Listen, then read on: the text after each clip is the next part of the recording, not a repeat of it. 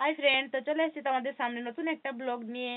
তো কেমন আছো সবাই? সবাই কিন্তু কমেন্ট করে জানাও।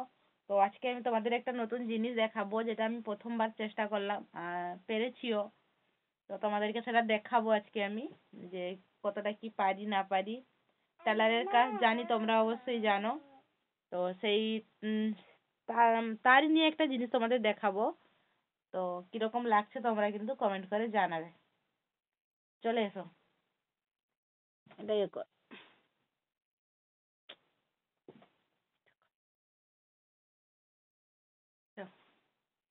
এই যে আমার মেয়ে দেখতে পাচ্ছ, আর এই নিচেরটা আজকে আমি কেটেছি, এই যে নিচেরটা পড়ে আছে ওইটা আমি কেটেছি। তো আমার মেয়েকে পরে কিরকম লাগছে সবাই কিন্তু কমেন্ট করে জানাও। মানে এটা আমার শাড়ি ছিল, তো শাড়িটা কেটে নিয়ে ওর জন্য একটা লেহেঙ্গা বানিয়ে দিলাম। কারণ আমাদের এখানে পুজো আছে, তো পুজোতে নাচ হয়, আমার মেয়ে নাচে আছে। তো ভাবলাম এই শাড়িটা কেটে ঘুর দেখি, কটো মা ঘুর দেখি, কিরকম ঘুরে দেখি।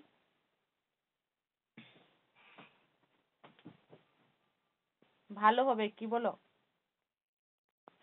কিনতে পারতাম, বাট হাতে ততটা টাকা নেই, সেই জন্য ভাবলাম যে ঘরে বসে বানিয়ে নেই মেয়ের জন্য, যাতে সে নাচটা তার কমপ্লিট করতে পারে।